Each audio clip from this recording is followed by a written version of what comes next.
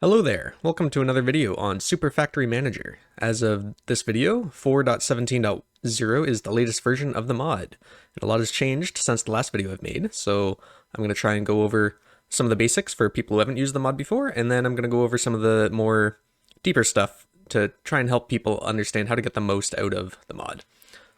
So last time, I made a video. I said it would be short, and then it was about 40 minutes, and now I have a checklist of about 44 items that I thought would be interesting to talk about. So even at 1 minute an item, this is probably going to be another long video, but hopefully I can chunk it up to be a little more approachable so people can jump around to just the parts they want. I think most importantly, let's start with the absolute basics. So to use this mod, there's a few items provided by it. So if we do at SFM in JEI, then the most important ones to get started are the manager, the label gun, an inventory cable, and a disk. So there's recipes for all of these. They might change depending on the mod pack you're playing, but they should be fairly straightforward.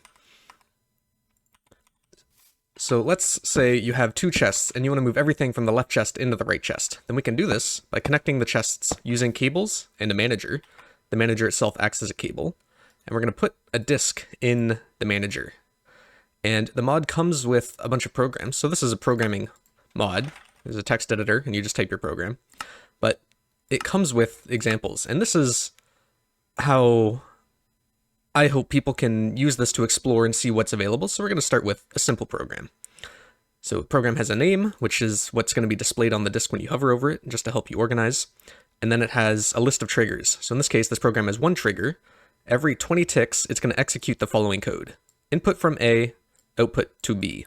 And lines starting with 2 dashes are comments. They do not affect the execution of the code. So in this case, we're going to be inputting from A and outputting to B, but there's no item buffer. So when you say input, this is just adding it to a list of things to be checked when you do an output statement. So let's save this code by hitting done or shift enter.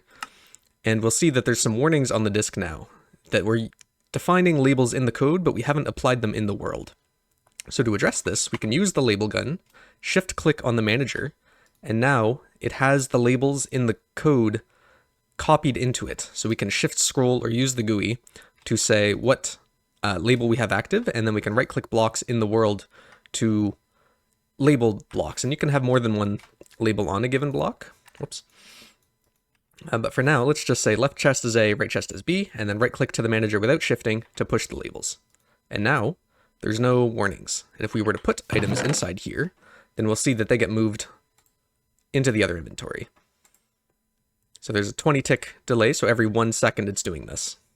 If you look in here, all the items have safely arrived, which is what we'd expect from such a simple program. So we saw earlier that sometimes when you make common mistakes, like forgetting to put labels, then the manager will warn you when you've made mistakes. So let's look at the checklist here. Placing cables in manager. You can edit disks in hand, which is what I'm doing now. And this is kind of useful if you want to have like a to-do list. And then using examples to learn syntax. So there's a bunch of examples. Let's just try and look at some of the others. So filtering, if you wanted to input specific items, so let's say you only want to move stone or iron ingots, then you can specify that after the word input, but before the word from. So you can say 5 stone, 3 iron ingots. You can specify the quantities and a filter. And there's also wildcards. So if you wanted to get all the ingots, then you can use regular expressions to do that. So dot star matches anything. And if you omit the quotes, so this is quoted here, if you omit the quotes, it's very basic. It just turns all the asterisks into dot star patterns. But it's pretty easy. Like most of the time, you just want wildcard at the start and the end. And this is optimized so that it's doing string dot starts with and dot ends with instead of using regular expressions for such a simple case like this. So don't worry too much about it, but in theory, it's more performant to not use the patterns. And that's kind of a common pattern, is that people are asking, what's the most efficient way to do this program? Is this the most efficient way to do it? And to that, I'd say experiment around, because the mod comes with a little performance graph that shows you how long your programs are taking. And this is meant to be kind of the main indicator on if you're doing something crazy and if you should be looking for alternatives. But if you wanted to A/B test this, like set up 2 different programs and see which one's better, then this is a great tool to help with that. So item filtering is wildcard, and for the wildcards, the mod uses the item IDs. So if you hit F3 and H, that will show advanced tooltips. So as I'm hovering here, we see Minecraft : grass _ block, Minecraft : chest in the dark gray there.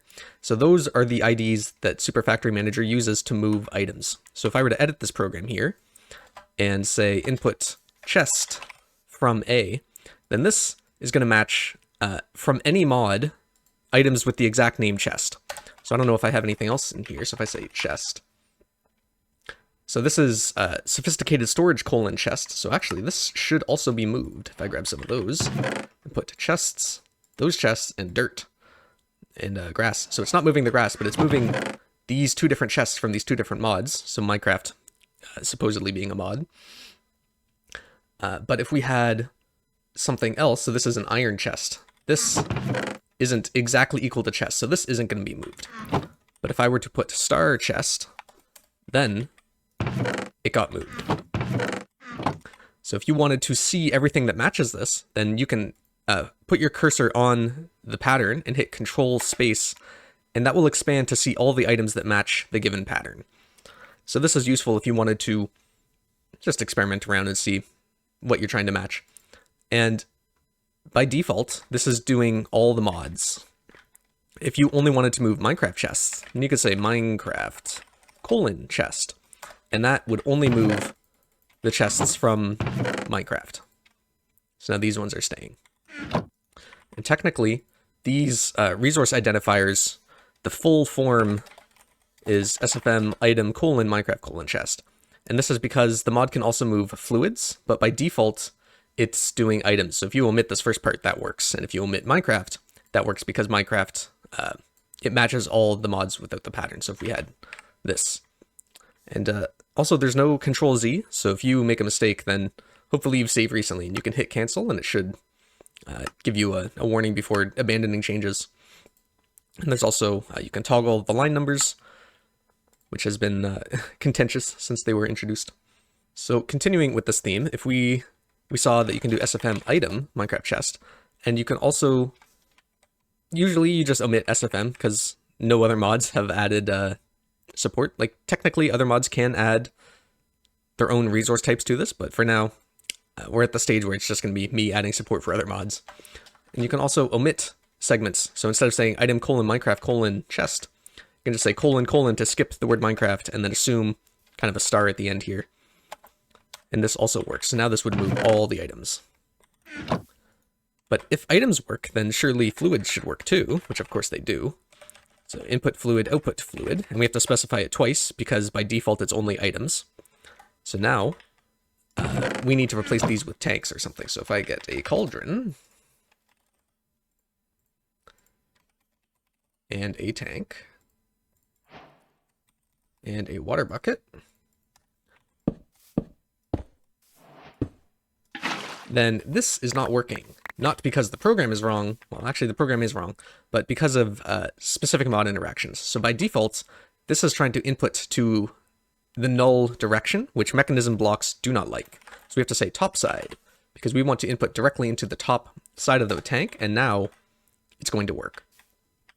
And that's a pattern that's kind of common. Some mods don't like being accessed from the null direction, which is kind of an implementation detail, but there's some tooling to try and help identify this. So if I Ctrl+ on the B label, we can see what's the contents of the inventory. And for Mekanism blocks, it gives a little warning here to try and help remind you. But there's also a inspector. So if I open an inventory and hit Ctrl+I, then it will show the slots. And some blocks don't play very nice with this, because these are a best guess at the slot numbers. Like if I look at a chest, then these are the slot numbers that would be used as to help you try and write programs. Because you can say input from fluid from A.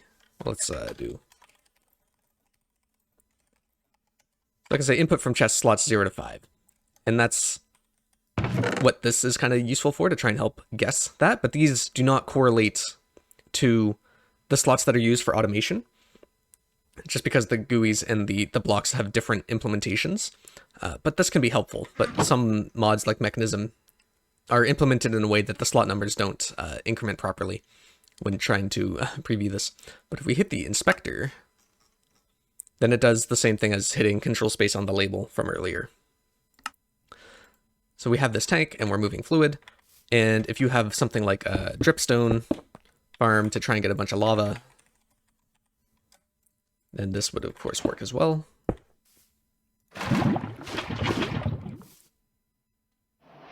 And we'd have to label all of these. So holding control, you can label the continuous blocks as well. So if I were to get rid of this cauldron and just place a bunch more,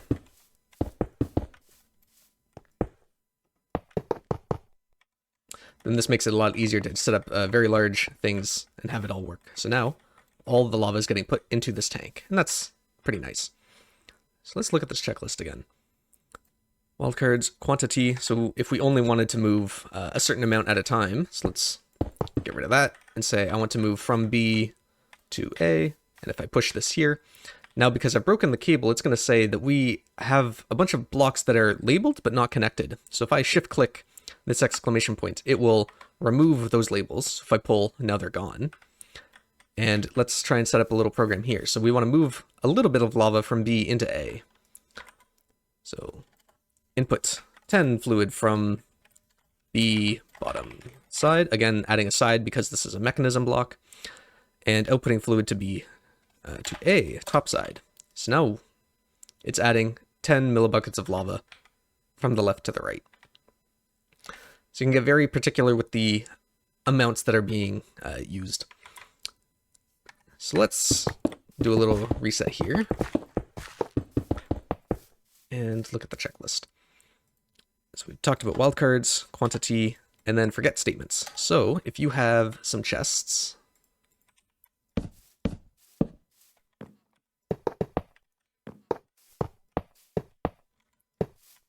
let's do A, B. You can also just type a label, C. We'll put a disk, not the checklist. So there's a reset button with a confirmation dialog. And we'll push the labels into it. So now we have A, B, and C, and we're getting some warnings that we're not using them. We'll purge the unconnected labels. So it also purges the unused labels. So let's push that.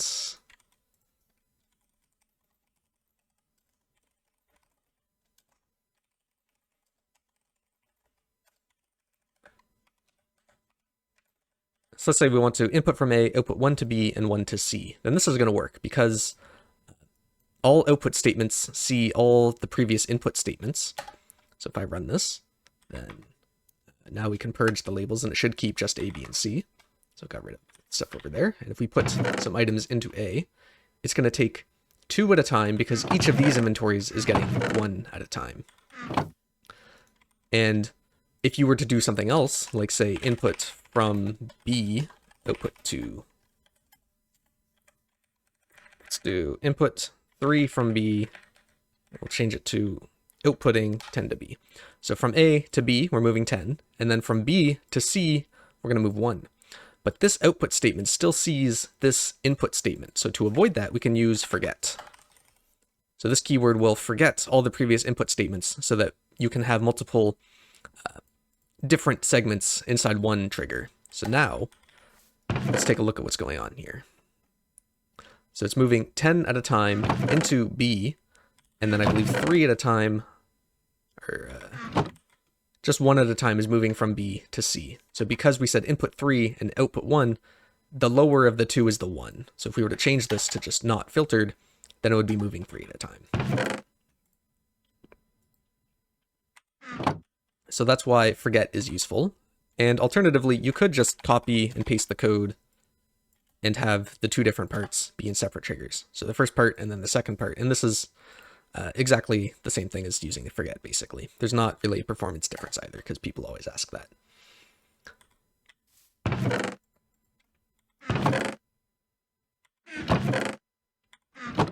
That's how forget works. So that's kind of the basics.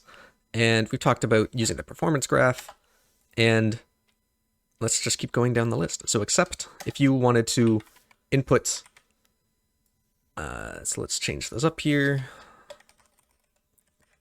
So let's input ingots from A and then output to B. So this should move all ingots and leave stuff like grass. And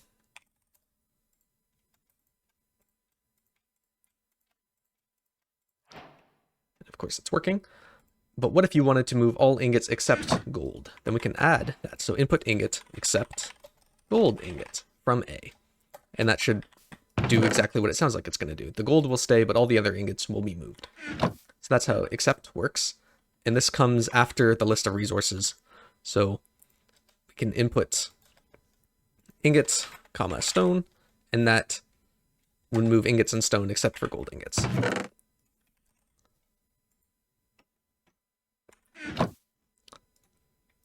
Redstone triggers. So the mod has very primitive redstone support at this time. If we wanted to, instead of every 20 ticks, we could say every redstone pulse do, and that would make the manager run every time the manager gets a redstone pulse. There's not support for like exporting signals or reading signals from otherwhere. Right now it's just only on the manager. When you press the button, it does the thing. So if we put stone in there, hit the button, now the stone is gone. So retain is an interesting keyword, which solves a lot of problems that some people have. So if we had, let's get a furnace and some coal.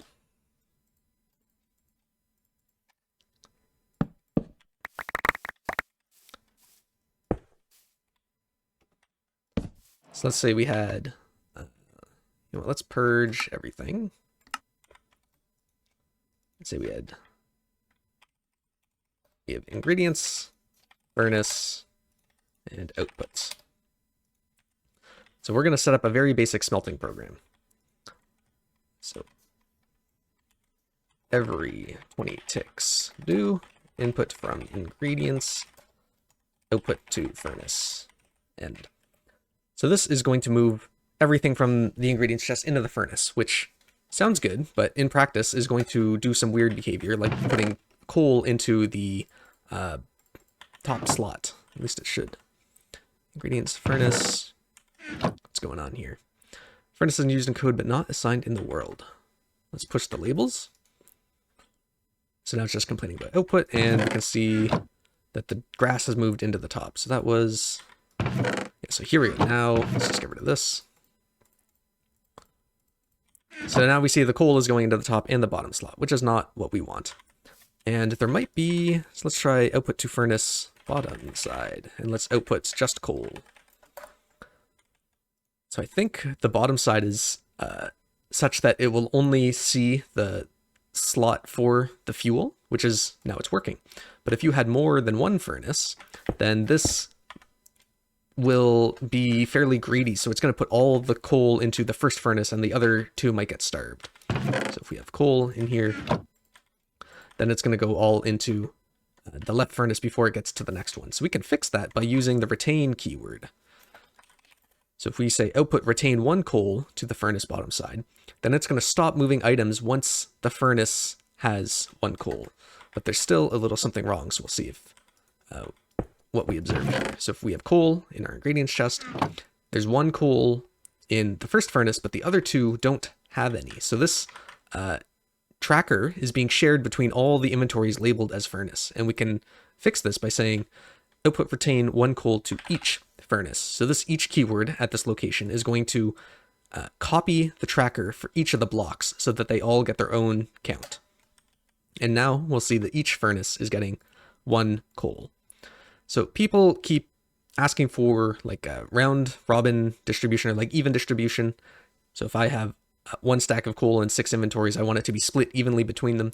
But really, the core of your desire is that you just want each furnace to always have one piece of fuel in the slot. And this is how you do that. So now let's say we have a bunch of raw stuff that we want to smelt. So if we look at the items, there's like raw iron and let's do raw gold. So we want to smelt these ingredients. So we're inputting from ingredients and we're outputting the fuel, but now we can say output raw to furnace top side. And that's going to do the same thing where the first furnace is going to get it all. So we would want to change this to say output retain 1 raw to each furnace top side. So that will keep one item to be smelted in the top at all times. But because of the tick rate of the manager is 1 second, there's going to be a small period of inefficiency here. So we can just change this to output 2. And now there will always be a second item for it to keep smelting immediately once the other one's processed, while keeping the rest of the ingredients just in here waiting for slots to be moved into, instead of filling up all the furnaces. And right now we're smelting the stuff, but we're not taking the finished results and putting it into our output chest. So let's change from output, because that's a keyword. So let's just say results.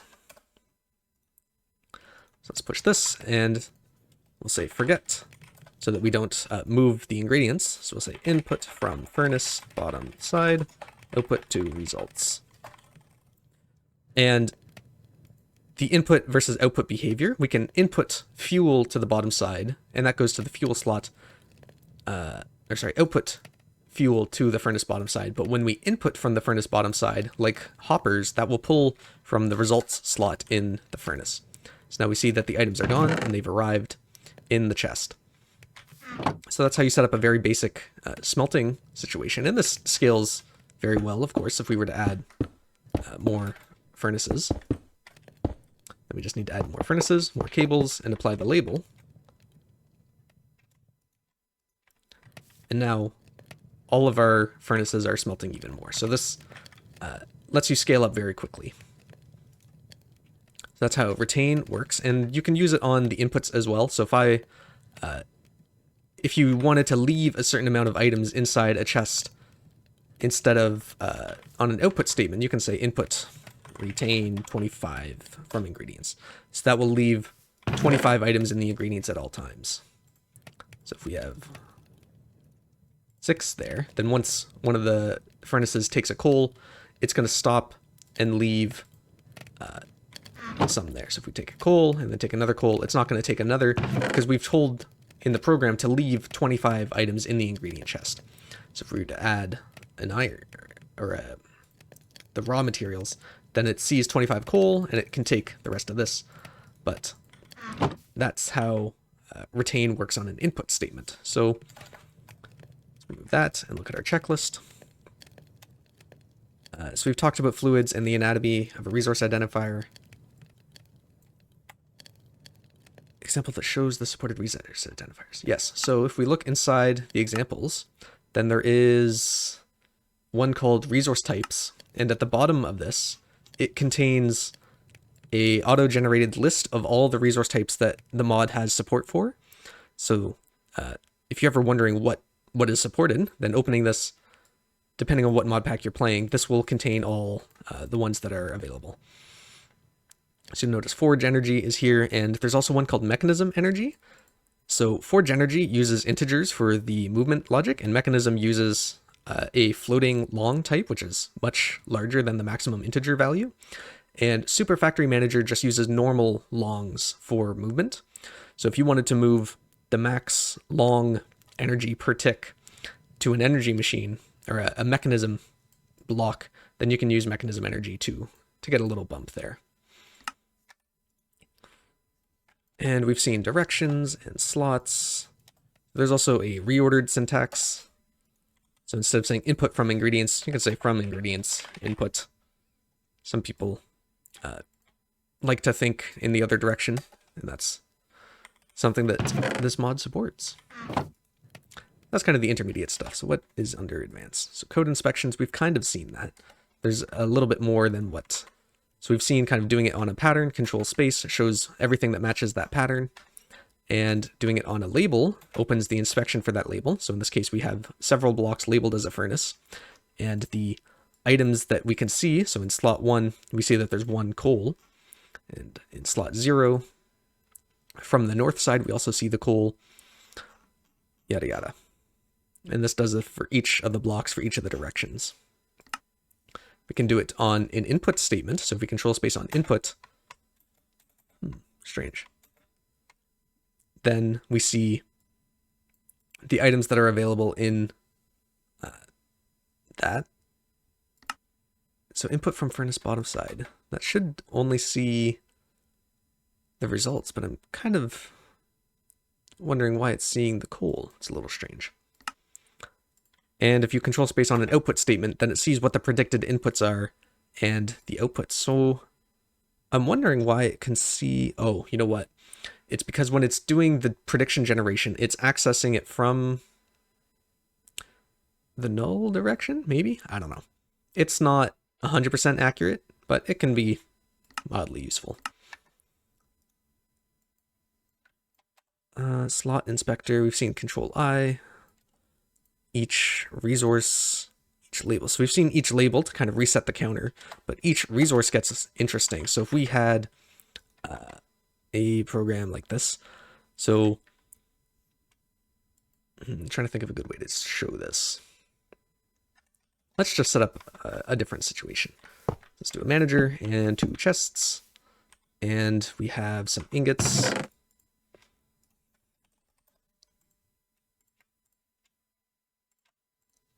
So let's say I want one of each type of ingot to go from the left chest to the right chest. So let's put a disk in here.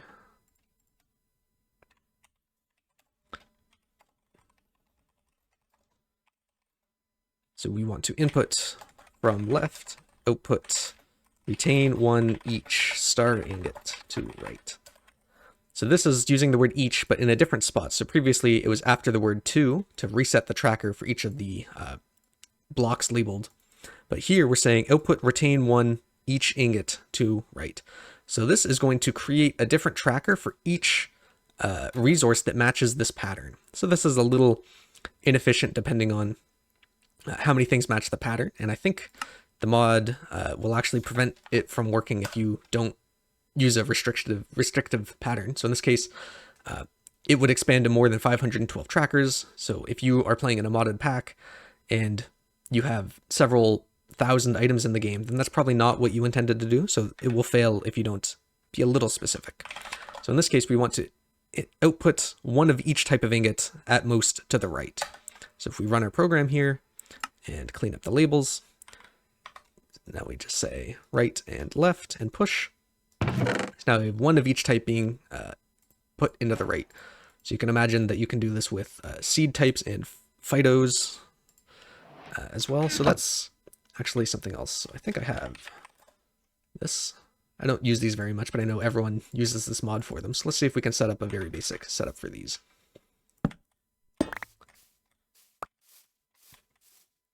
And we'll need a water source, which Super Factory Manager also provides. So this water tank can be used as an infinite water source if you have 2 water sources next to it.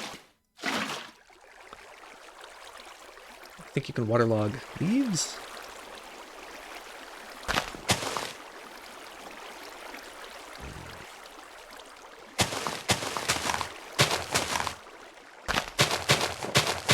So now this is providing water. If we add some cables, now we just need power. So let's get a cube.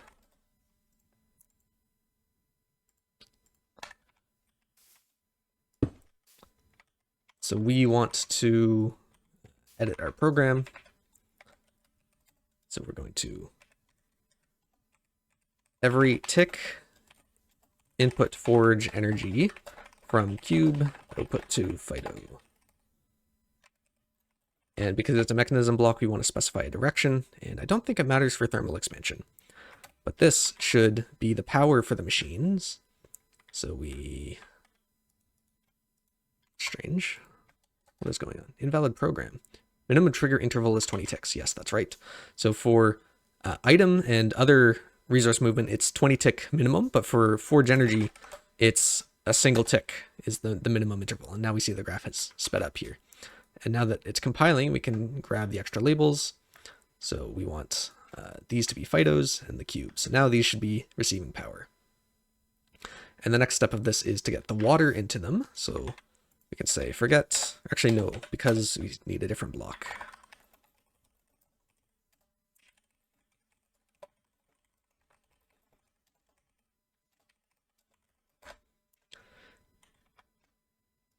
So now we have water.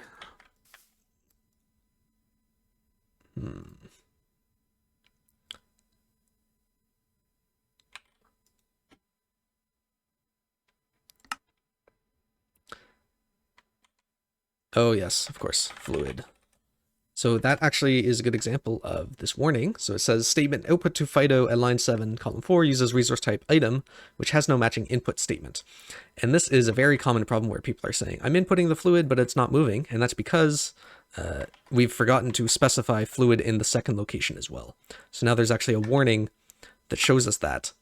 So it says line 7, column 4, and we can toggle the line numbers with this button. So line 7, we're outputting items instead of the fluids that we're supposed to. So now we have no warnings and the Phytos are receiving water. So then the next step is some seeds. So I don't know what seeds I have in my instance right now, but let's just get a bunch of wheat and pumpkin and melon. Why not? So we want to move all the seeds into the Phytos. So input from seeds, output to Phyto, and let's say output 2 to each Phyto. And we want to just leave 2 at most. We'll say output retain 2 to each Phyto. So that should work once we put the seeds. So now we see that there's seeds. I think these also need like fertilizer or something. This Phyto grow stuff. So we want each of the machines to have this.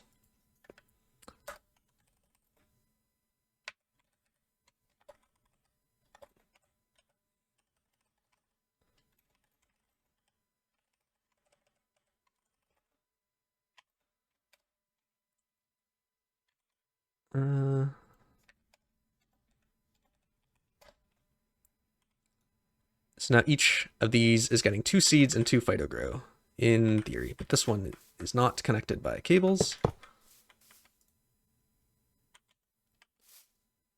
Label it and push. So now it has water, energy, this stuff, and the seeds, and it's moving very slowly. So I think there's an augment that can speed this up.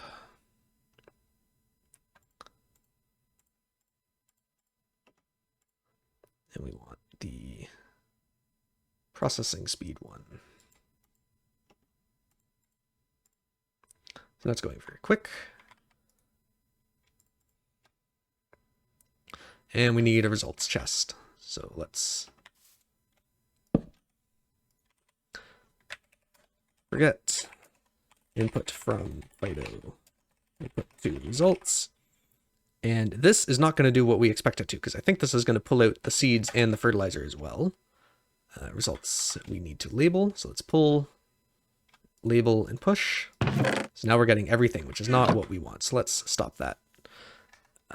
And if we open the inspector with Ctrl+I, we can see that slots 2 to 5 are the output slots. So because we're accessing from the null direction by default, it's not, it is bypassing the side config. So we don't have to go into each of these and say output to the bottom and then try and pull from the bottom in the code. We can just limit the slots that it's going to pull from to use slots 2 to 5. That should fix the problem where it was pulling the other thing.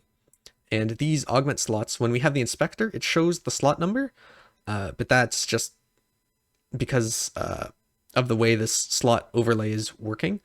You cannot access these with automation, unfortunately. So now it's working. We have ran out of fertilizer.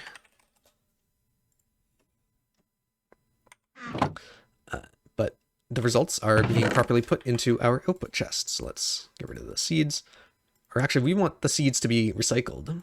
So let's say input from Phyto, output star seed to seeds. So this should move the seeds from the results into the seed chest, and then everything else that remains will go into the result chest. So we get rid of these. We should see these numbers go up now. So it looks like we're just on melons right now. We ran out of those. So let's say you have some mod pack with a bunch of seeds for different ores and stuff, and you want to make sure that you are properly farming every type before you start choking it out with just one. So if we have melon seeds, let's also label these. So Control, right click, paste. Now all of these are also active, but they've all received melon seeds when perhaps you want more variety in this. And I think these can also work on saplings. So that's another good thing to test.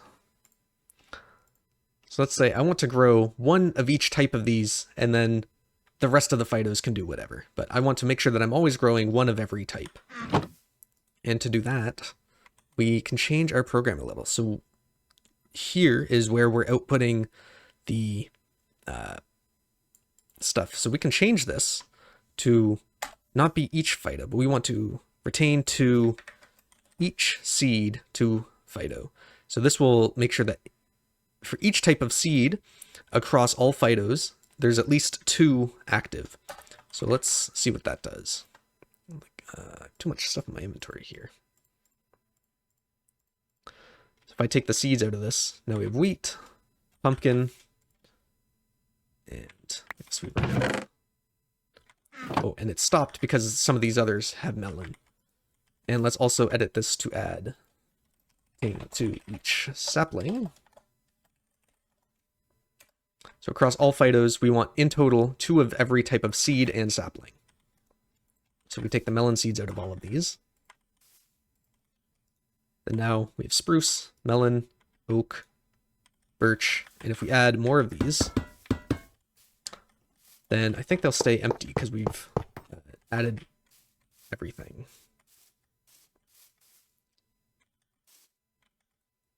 Yeah, so these ones at the end, let's see, we have one there and stuff here. So now we are farming one of every type, but we have some extra capacity that we're not leveraging. So we can just add a separate output statement. Say output retain to star seed, and let's do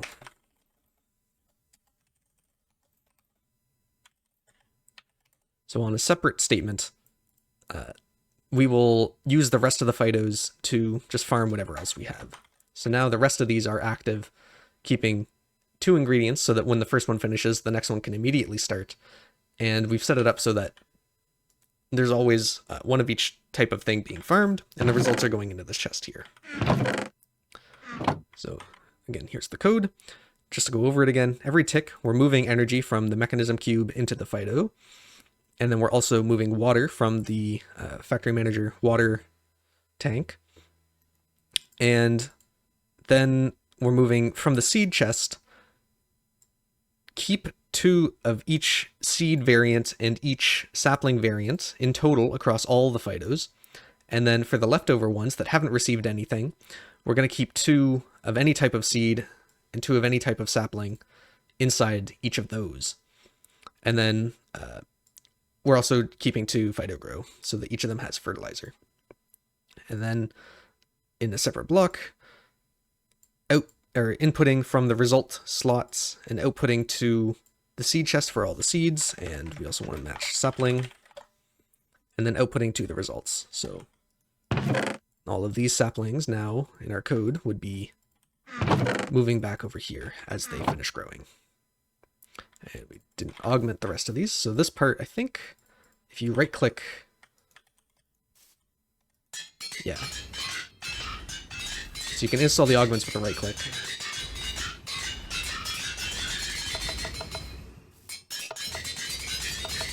So now these should all be running at max speed.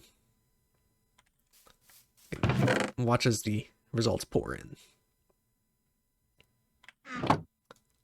So that was each resource, and then forget label if has if redstone. So let's leave that running and take a look at the forget thing. So if we have a more complex scenario, so let's say we have two chests. Let's get a disk. Start with the basic program. So we input from A, output to B. And if we say input 10 from A, output 1 to B,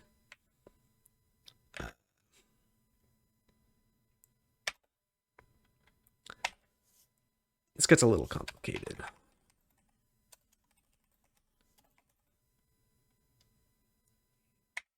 So we're inputting 10 from A and C, so 10 total across both of these, outputting 1 to B, and then forgetting the input from C and then outputting to D. We're going to need some more inventories here.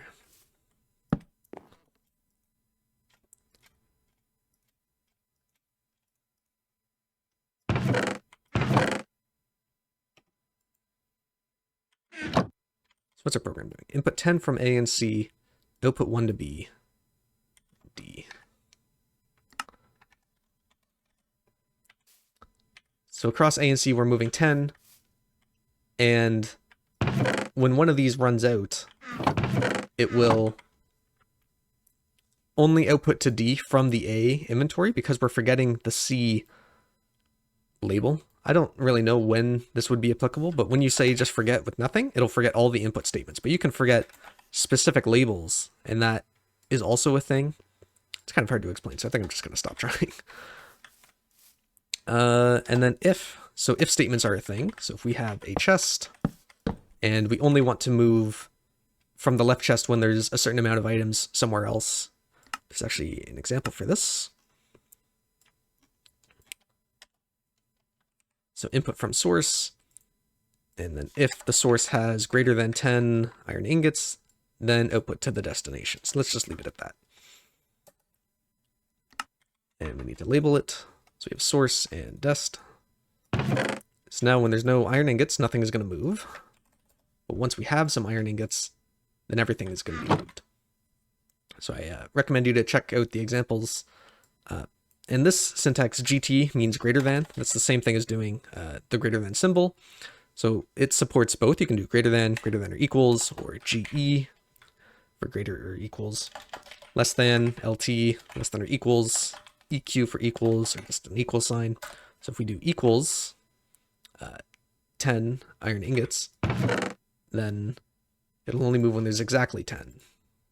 So if we cut this down, 9 and 10, bam, everything moves. And I think this works with redstone somehow. So if I need to actually see the example because I forgot how that looks. Redstone signals? So this checks the redstone signal on the manager block. You can do if redstone greater or equal to 2 or whatever. So that checks the signal strength on the manager. So you can have that in a timer where it's checking that as well. So if has and if redstone. So there's logs. If we look inside the manager, so let's just change this input from source to dest, and let's make this a redstone trigger.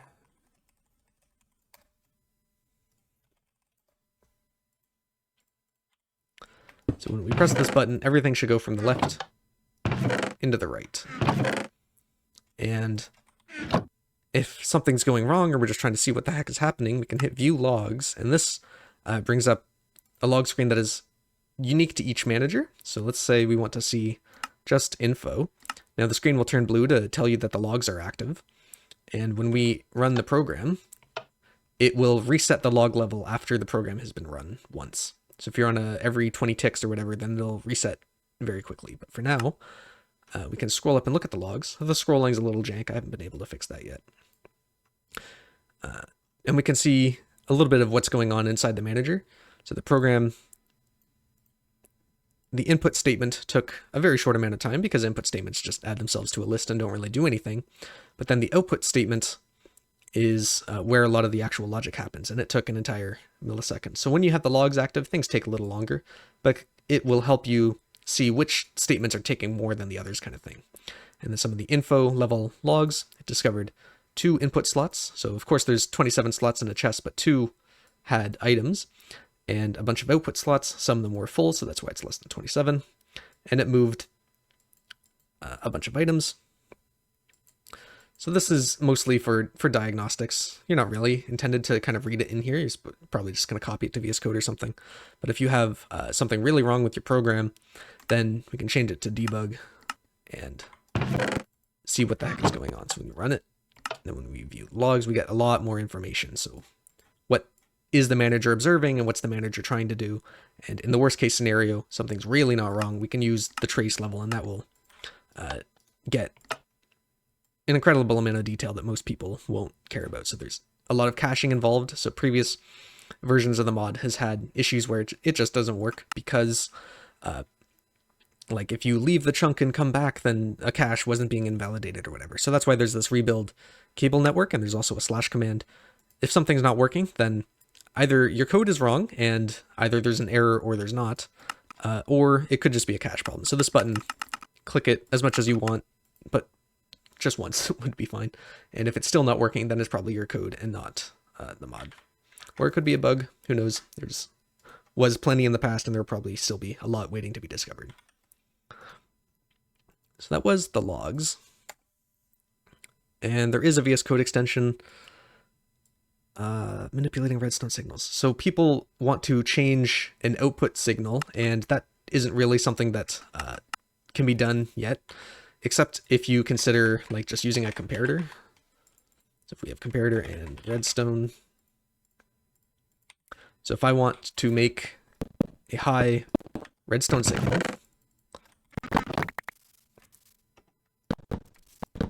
then we could just have a bunch of junk in here and say every redstone pulse, let's say outputs 25. So boom, now we have redstone control using SFM, kind of.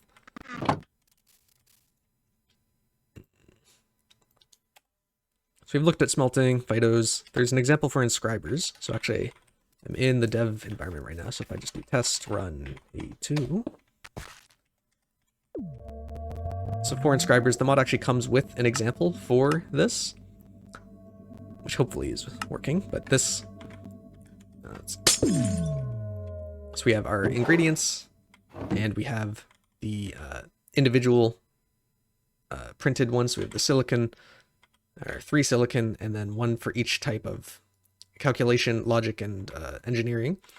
And then the final results, we have 3 of those. So if we pull the labels from this, we see we have silicon, the last step, and then the intermediates. And all of this is being put into the results.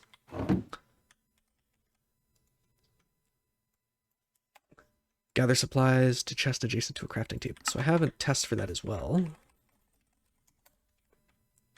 So if you have a huge kind of storage network, and then you have a Tinker's crafting table that shows the inventory adjacent to it. I don't have Tinker's in this instance right now, but let's say you just wanted to keep some crafting materials on hand so that when you use all your iron ingots, it replenishes, and if you have extra, then it takes them back and puts them into storage. Then this is something else that you can do as well. And it's a little laggier than some of the other programs. So this scary 9 milliseconds, you could probably replace this with like a pressure plate and a redstone trigger instead of a timer, but this is just for testing. So the program, we're inputting from the chest. So to take the extras, we're inputting everything except for keeping 64 of the stuff that we want to keep in the chest. And then every 20 ticks from the storage, we're outputting into our side chest to make sure that we have 64.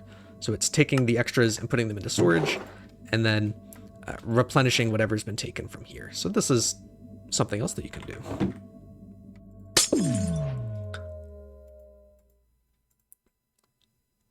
You could probably build a clock with this, so every 20 ticks, like move an item into a slot, and then if the slot has more than 8 items, or like checking the number of items in the slot to update the item count in a chest to update comparators. Let's see here. Going for 50 minutes already. Holy cow. Turning a chest into an auto crafter and a furnace helper. That could be kind of fun. It's probably faster than me trying to build a redstone clock. So if we had a furnace,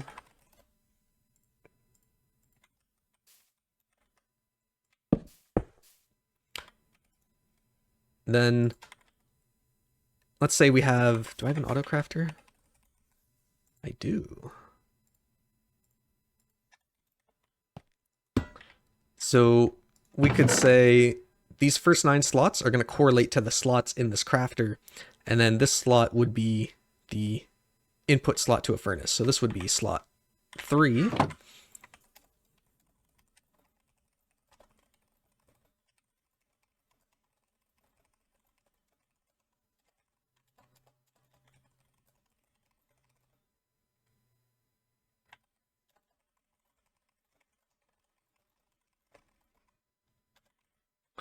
So input from slot 3 and put it into the furnace. And of course we need to label everything. So we have furnace and chest. So this gets put into there, and we could have the results move as well. So input from furnace bottom side, and we also need fuel.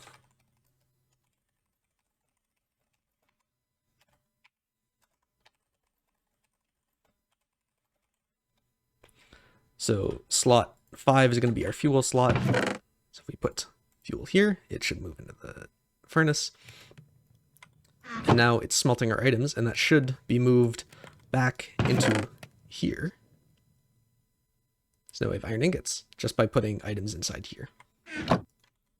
And let's see, how does this work? I think you have to encode the recipe. I'm not entirely sure. So if I wanted to make planks, actually we need logs. Yeah, so this one won't work, but I think in like the new vanilla versions there's a crafter, so you could have a program that for each of those slots would move them into the corresponding slot in the crafting block and then put the results in here as well. So you can kind of create a mini interface where the different slots correspond to the different machines. And of course in modded you have so many different machines. You could have furnaces and this kind of hub where you would use a larger chest and be able to create a way to access all your machines from one central location, which is something that I thought would be cool, but haven't really gone all the way with in terms of creating a demonstration. And there's the G4 file. So let me see if I can switch.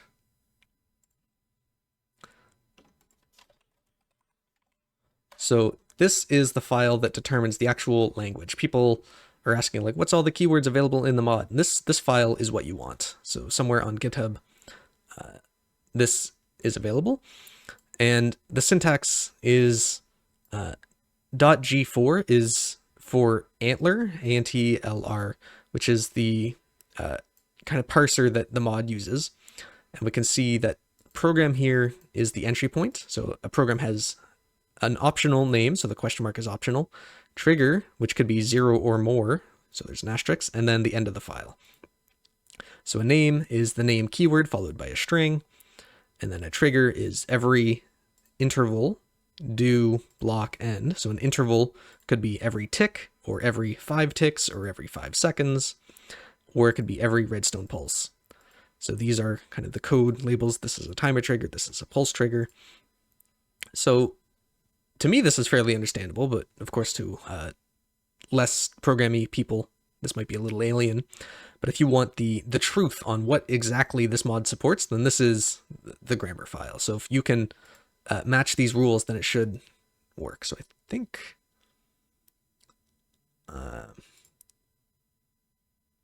antler preview. So if I say every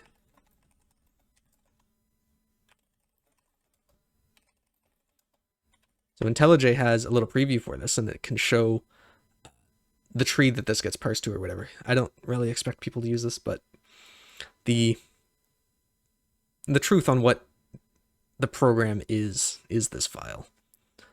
So if we look at an input statement, so every 20 ticks do input from A, so a block is any number of statements, and a statement could be an input statement, and then an input statement says input, and then some matchers, excluding stuff optionally, and then from optionally each any number of labels.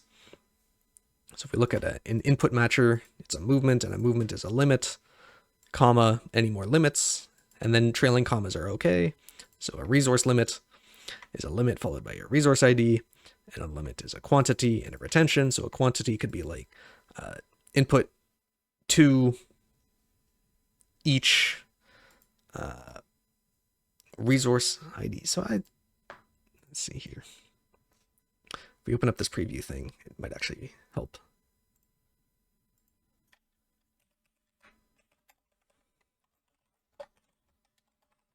If we say input to each ingot from A, then, so the input matchers here is the movement. So we have the limit to each star ingot from A. Then we see all the sides. I don't know, I'll leave this as an exercise to the viewer.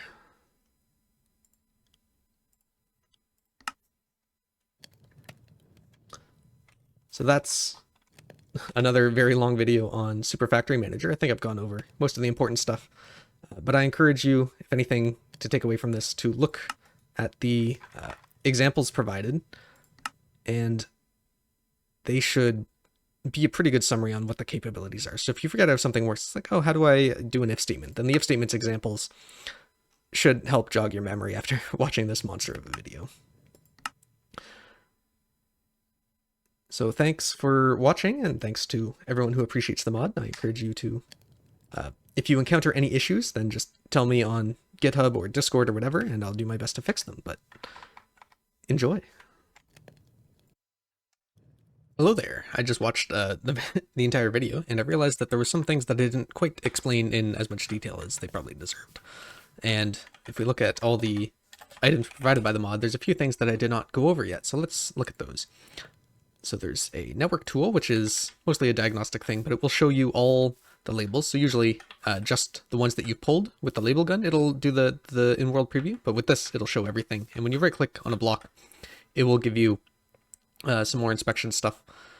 It's mostly for diagnostics, but it can help you see what blocks are labeled and which ones you might have missed, or looking behind your walls and seeing what's going on there. So that's the network tool. And then there's the printing press. The printing press. So this block lets you do a few different things. So if we look at the usages in JEI, we can clone things with it. So we can copy maps, books, enchantments, and programs. So if we wanted to duplicate an enchantment, then let's look at what that would take. So if I have projectile protection 3 and I want to copy this, then in order to do that, let's see here, we need the plate for that. So to get that, we need an anvil and a iron block, I believe. So if we were to place this in the world and then drop an anvil on it, it will convert the iron block into this printing form, and we can use this form to duplicate the book. So to do that, we need some experience goop as one of the ingredients, and to get that, we need 9 experience shards, and you can get shards by crushing a book on obsidian instead of a iron block. So we get some obsidian and some junk enchantments.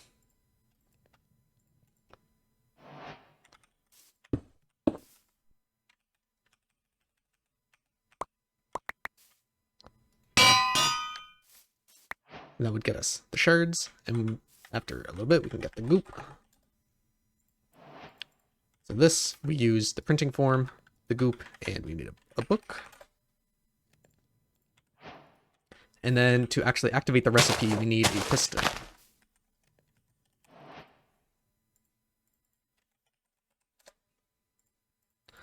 So a piston facing down, once activated, will consume the ingredient and create another book.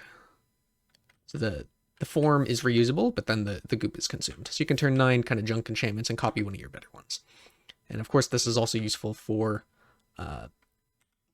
using Like you can clone programs if you wanted to automatically create a factory that uses the programs to create even more programs, then that is now possible.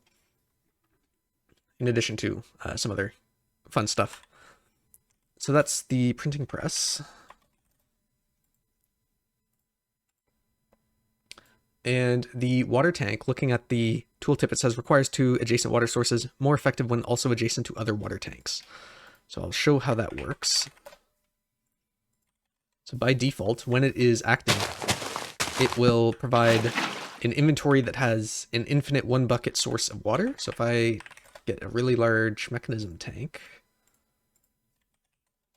and a program,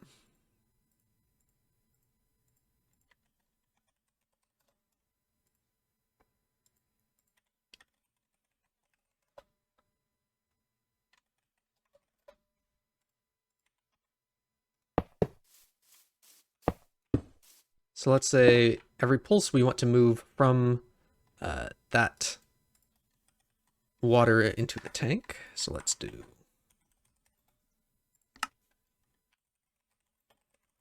every redstone pulse, input fluid from water, output to tank, top side. So this, we need to apply the labels. My understanding is correct, that should move 1 bucket of water. Ooh, what happened here? Water, tank, empty. Very strange. Surprised that's not giving a warning, because that should be output fluid to tank. There we go. So now we have 1 bucket of water. And if we were to expand this to have a second one, then they get a bonus from being next to each other. So I think this would give 4. So let's reset our tank. And look at what's inside here. Oh, I right-clicked it with the tank and it drained it. But now they're providing 2 buckets each, and there's 2 of them, so now we get 4. So if we had another one, it would be even more.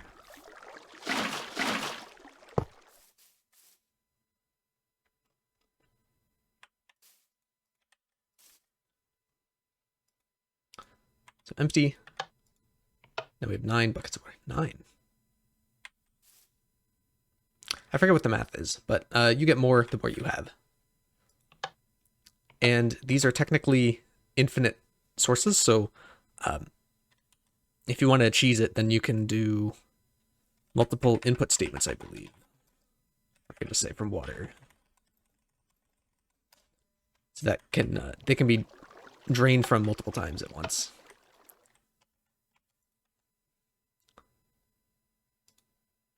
So if we completely empty this, how much would we get from this? 54 buckets of water. So that's how you use the multiplication bonus on the water tank. Some other blocks as well, you can kind of cheese by doing multiple operations in a single tick. So if we had a Phyto and a power cube,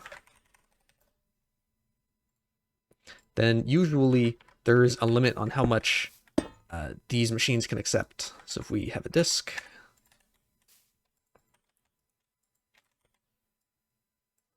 so every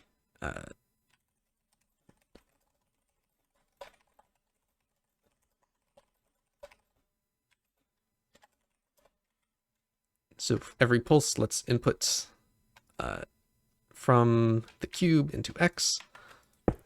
Then this will move a certain amount of RF. So they only accept 200 RF per operation. But if you just double this up, then we can move a little bit more. So from 200, now we're at 1,200.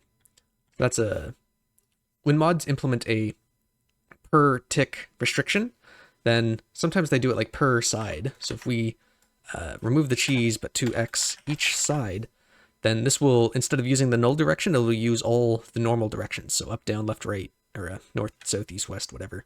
So this will also move as if you were having a cable on each face of the block. So if we press this, then now we have 1,400, so 200 times all the directions. I thought there was... Yeah, so if we double it up this way, then that would be even faster than what we had previously. So that's a little bit of cheese, but usually you're fine just doing every tick and without needing to do this. But that was one thing. And then there's also round robin, which I forgot to explain. So if we have a chest and a disk, so let's say we have 3 different chests.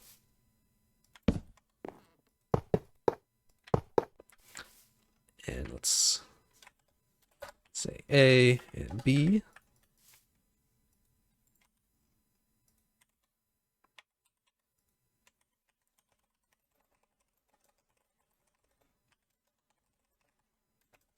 So if we say input from A, output to B, then that's just going to fill up the first B before moving on to the next. But we could say output to B round robin by block.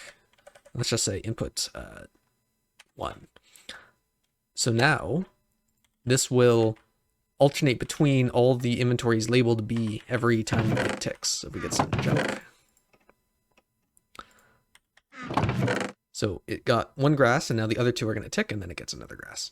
So it's rotating between them. They're all labeled with the same thing, and we're round robin by block. And there's also, if we can do B, C, D. So if we had multiple labels, then it would see all the positions that all of these have labeled. So if we have, let's pull from here. Come on. Let's hit that, pull. There we go.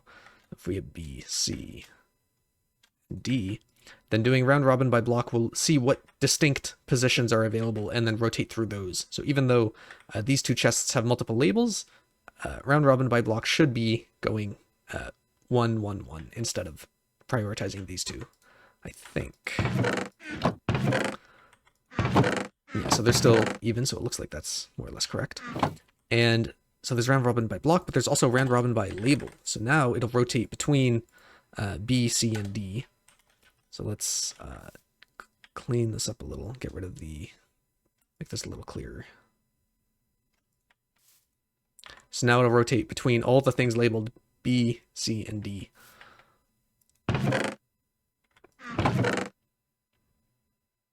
So that's the round robin stuff. And the other thing I mentioned earlier but didn't explain very well was the mechanism energy type. So if I test run this. So Mekanism has an induction matrix, which is a giant energy storage device. And to maximize the throughput here, we can move Mekanism energy instead of forge energy. So if we do FE from source, so using forge energy, this can only move max int per operation just because of the energy handler interface or capability only using integers.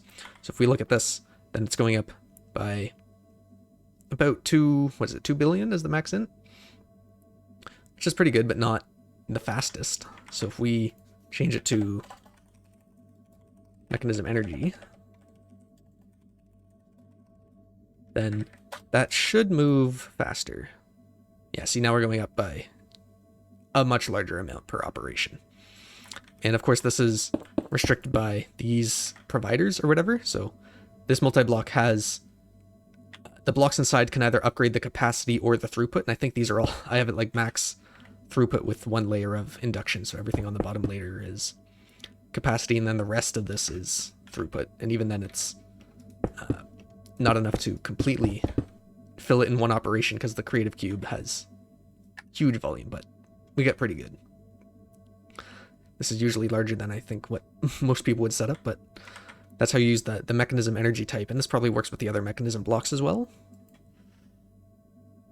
So I think that's all the stuff I forgot. And of course the mod has, in the examples you can see some of the known issues. So right now there's, I think I actually fixed this, so I should probably get rid of that.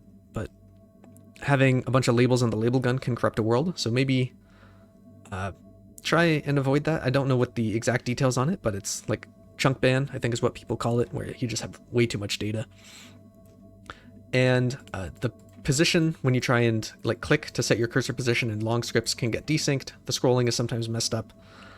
And yeah, so there's also a changelog available in the game that you can see. So 4.17 is the latest, and then I'm in the development environment, so that's just a placeholder. So goodbye for now.